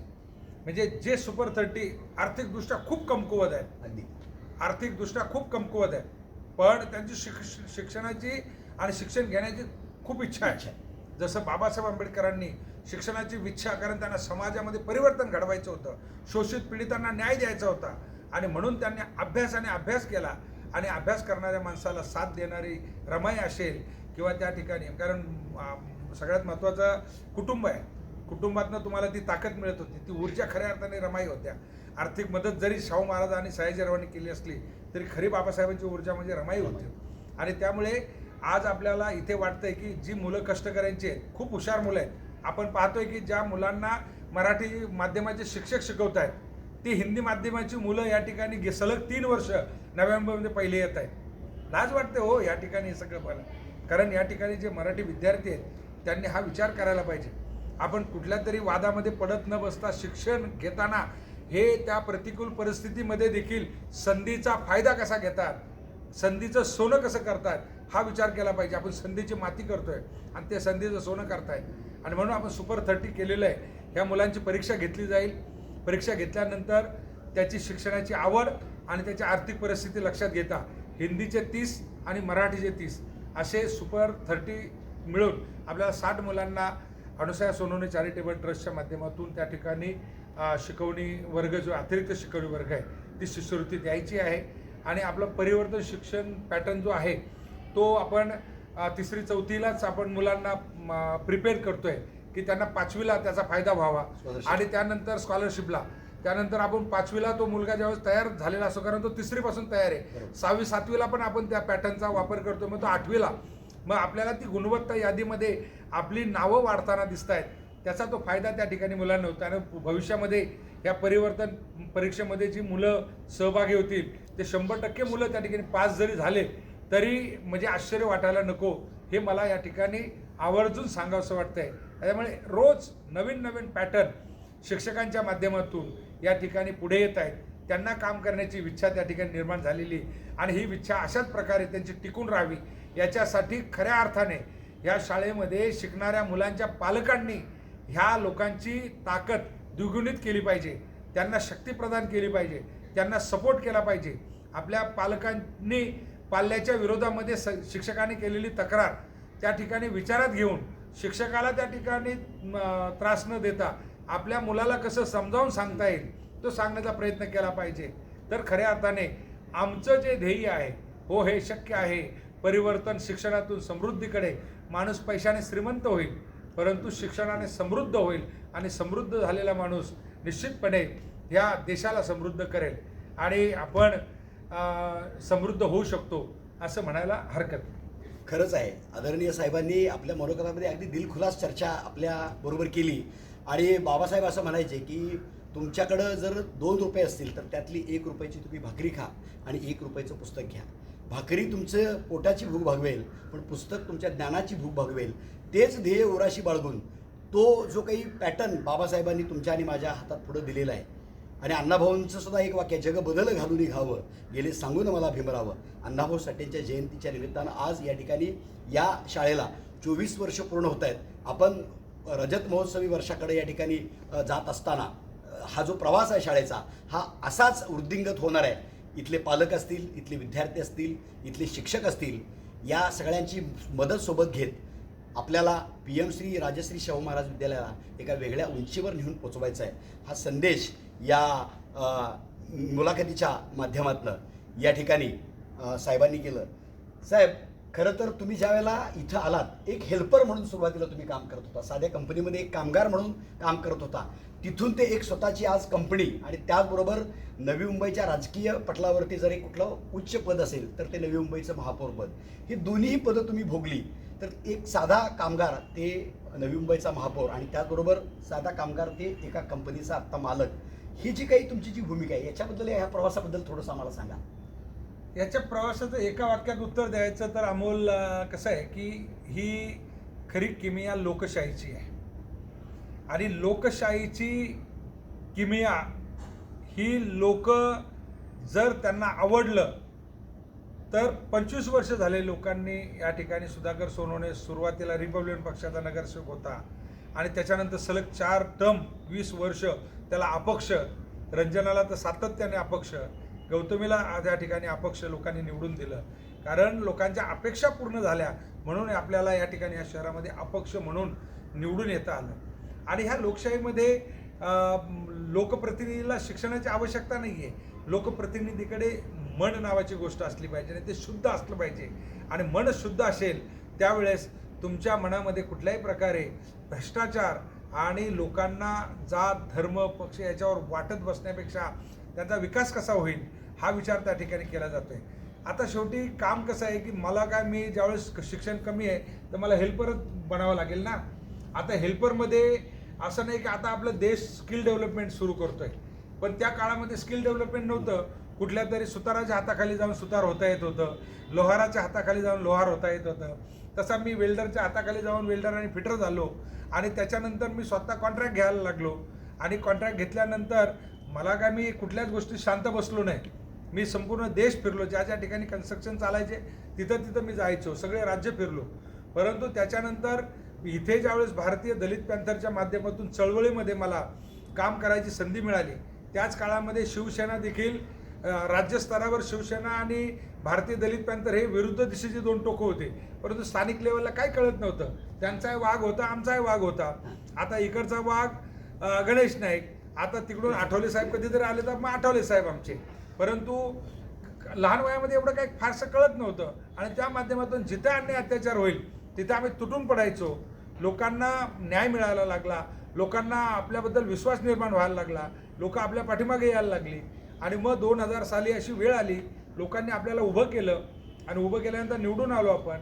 आणि निवडून आल्यानंतर त्या ठिकाणी 5 वर्षामध्ये जो बदल लोकांनी कधी विचारही केला नव्हता तेवढा मोठा बदल या कष्टकऱ्यांच्या वसाहतीमध्ये आणि त्यांच्या जीवनामध्ये झाला. आणि त्याच्यानंतर मग सातत्याने लोकांनी पाहिलं की आत्तापर्यंत आपल्याला 4 वेळेस निवडून दिलं, वेगवेगळ्या समित्यांचं सभापती झालो आणि 2015 साली आपण या शहराचा महापौर झालो. त्यामुळे हा लोकशाहीमध्ये लोकांनी निष्कलंकपणे भ्रष्टाचार न करता त्यांच्या मताचा केलेला वापर आणि त्याच्यातनं मिळालेलं हे सगळं यश असा त्याचा अर्थ होतो एका शब्दात.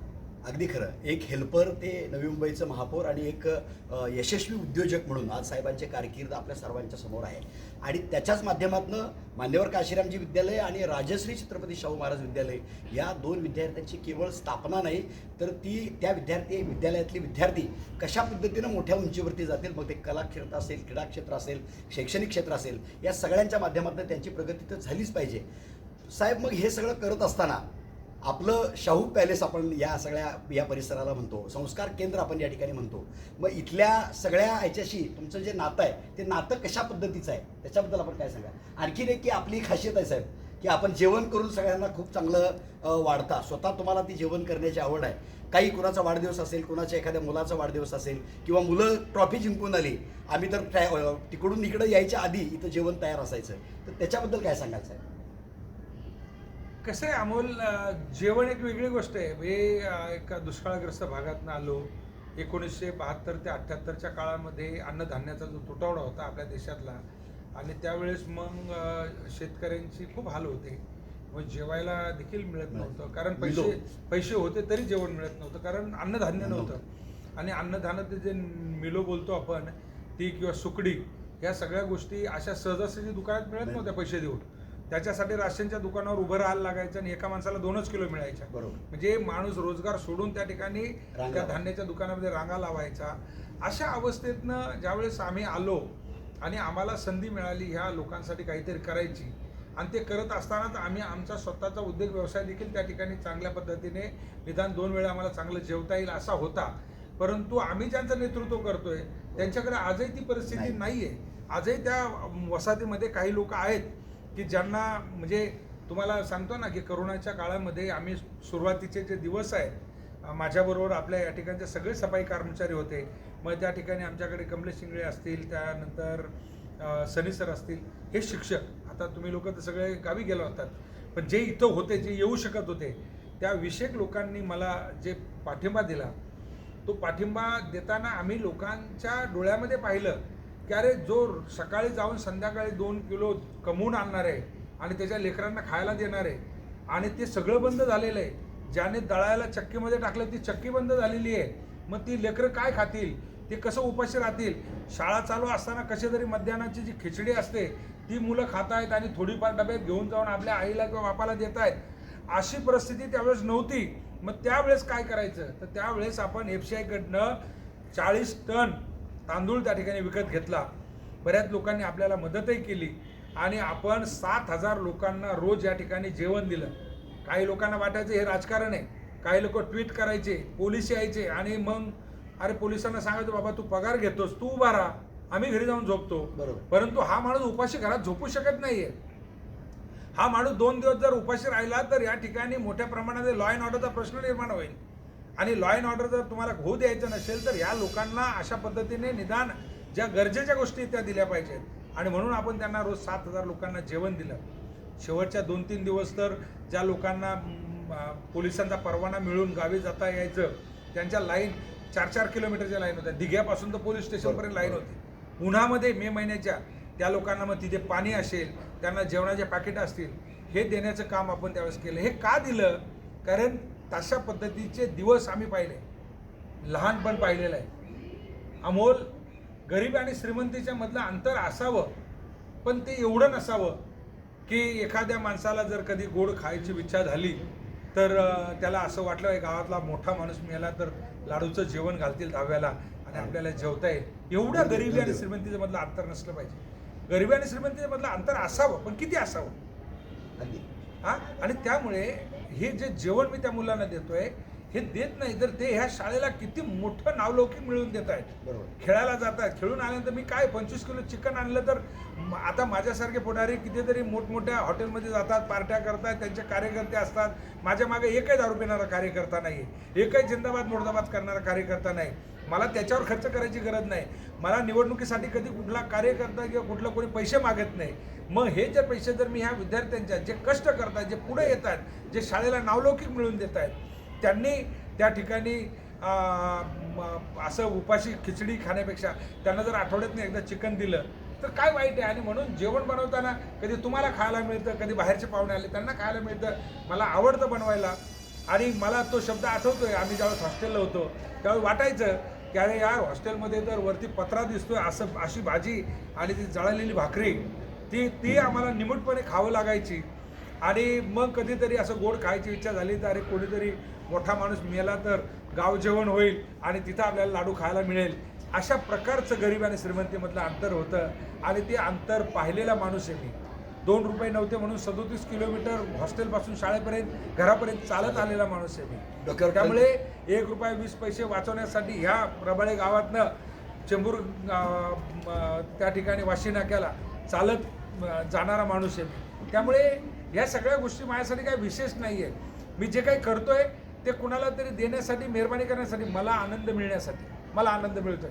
मला वाटतंय होय जो उपाशी त्याला जेवायला दिलेला आहे. जेवलेला तर कितीतरी लोक बोलतात ये रे जेव, पण त्याला फायदा नाही. जो जेवलेला त्याला जेवण देऊन काय फायदा. जो खाणार आहे, आवडीने खाणार आहे, त्याला त्या ठिकाणी जेवण दिलं पाहिजे.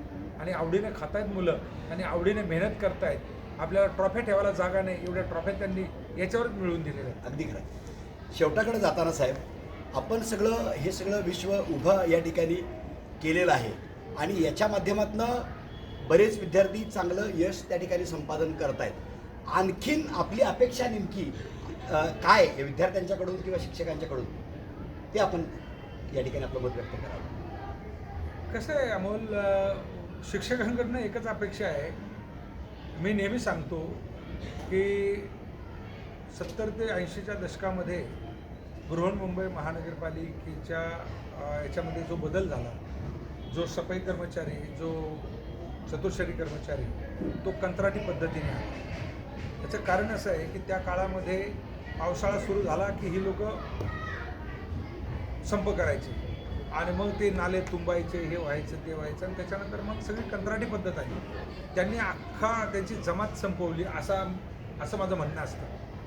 आता सरकारी शाळेमध्ये शिकवणारे जे शिक्षक आहेत ते शिक्षक मला माहिती आहे त्यांना अतिरिक्त खूप कामं असतात, सगळं असतं, परंतु असं असताना देखील मला तुम्हाला एकच सांगायचं आहे की भविष्यामध्ये आपल्याला काही जरी झालं तरी ही शाळा टिकली पाहिजे. कशासाठी? तर माझी नोकरी टिकली पाहिजे याच्यासाठी. गुणवत्ता येणारच आहे हो.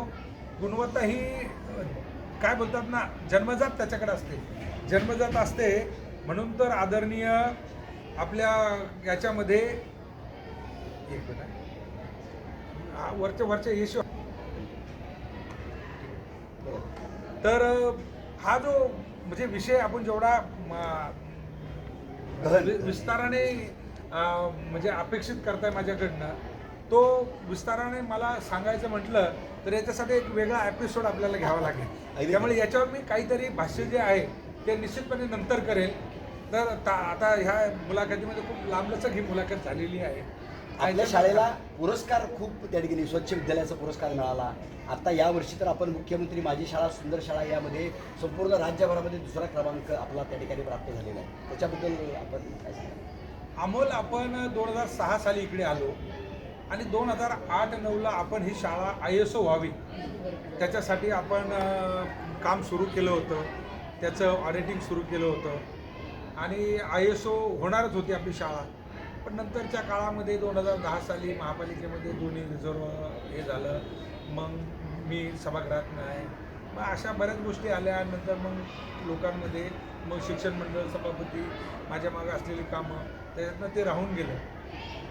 प्रशासनामध्ये असलेली जी लोक आहेत ना, त्यांच्या मनात असलेली जी अनास्था आहे, ही अनास्था सगळ्यात मोठी. 2016 साली आपल्याला राष्ट्रीय स्वच्छता पुरस्कार मिळाला. त्या ठिकाणी आदरणीय जावडेकर साहेबांच्या हस्ते दिल्लीला आपल्या 2 मुख्याध्यापकांनी जाऊन तो पुरस्कार घेतला. आणि त्याच्या पुढच्या वर्षी आपल्याला शिक्षण विभागातनं जे वरिष्ठ अधिकारी आहेत त्यांनी सांगितलं की दरवर्षी तुम्ही फॉर्म भरला तर तुमचाच नंबर येईल, त्यामुळे दुसऱ्याला भरू द्या. आणि दुसऱ्या शाळेने भरला आणि ते जिल्ह्यामध्ये खाली आले. त्यामुळे ही जी मानसिकता आहे, ही मानसिकता त्या ठिकाणी कुठल्याही पद्धतीमध्ये वाढीस लागू नये. त्याच्या पाठीमागे तुझी पात्रता आहे की नाही. आता नवी मुंबई महानगरपालिका गेली 10 वर्ष सातत्याने पहिला नंबर येतोय, ती फॉर्म भरते. दुसरं राज्यामध्ये दुसरं शहरच नाही तसं. आणि ही शाळा जर दरवर्षी पहिली येणार असेल म्हणून तिने फॉर्म भरायचा नाही, तर हे चुकीचं आहे. आपण पाहताय की मागील वर्षी ज्या वेळेस आपल्याला जिल्ह्यातली पहिली नंबरची शाळा म्हणून पुरस्कार मिळाला, माझी शाळा सुंदर शाळा, आणि ज्यावेळेस ह्या वर्षी आपण जिल्ह्यातनं विभागात गेलो आणि विभागात गेल्यानंतर त्या ठिकाणी डायरेक्टर्स आले इथं आणि डायरेक्टरने पाहिलं, अरे ही शाळा तर खूप मोठी आहे, हिच्याकडे तर खूप काही आहे. मागच्या वर्षाच्या राज्याच्या शाळेमध्ये ही 1, 2, 3 मध्ये असायला पाहिजे होती, ही का नाही आहे. आणि मग त्यांच्यामध्ये झालं की अरे बाबा रे, मागच्या वर्षी आम्ही खूप मोठी चूक झालेली आहे, ही चूक सुधारली पाहिजे आणि हीच शाळा पहिली येऊ शकते. आणि जर हे सगळं सर्वेक्षण झाल्यानंतर 23 तारखेला जर कदाचित बक्षीस समारंभ झाला असता तर राज्यातली पहिल्या नंबरची शाळा आपली असती, माझी शाळा सुंदर शाळा मुख्यमंत्री शाळा.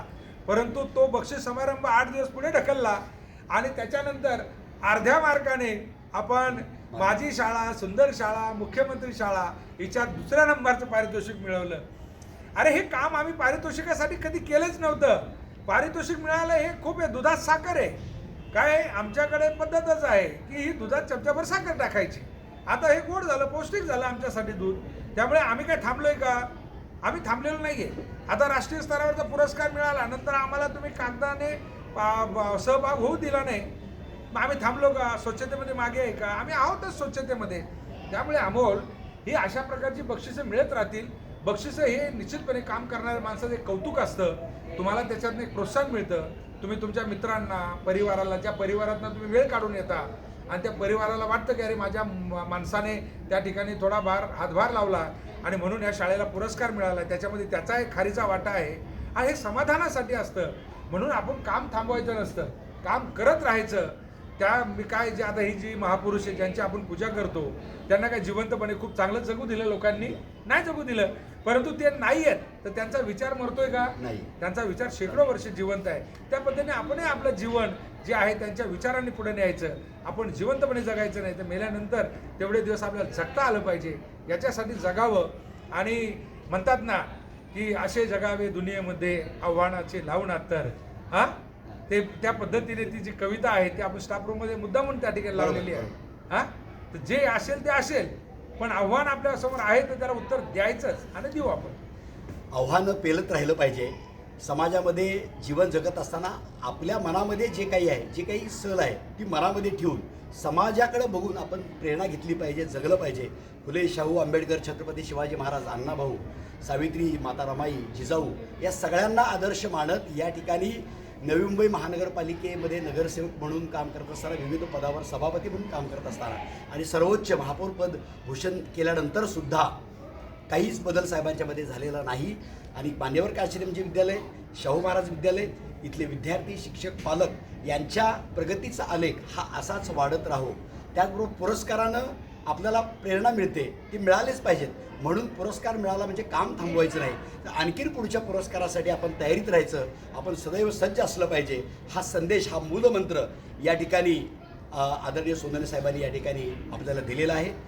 या समारोपाकडे वळताना खरं तर सोनवणे साहेब एवढा बिझी शेड्यूल असताना सुद्धा आपण आम्हाला वेळ दिलात आणि शाहू महाराज विद्यालयाच्या या वार्तालापामध्ये आपण सहभागी झालात त्याबद्दल शाळेच्या वतीनं आपले मनपूर्वक आभार, धन्यवाद. नमस्कार.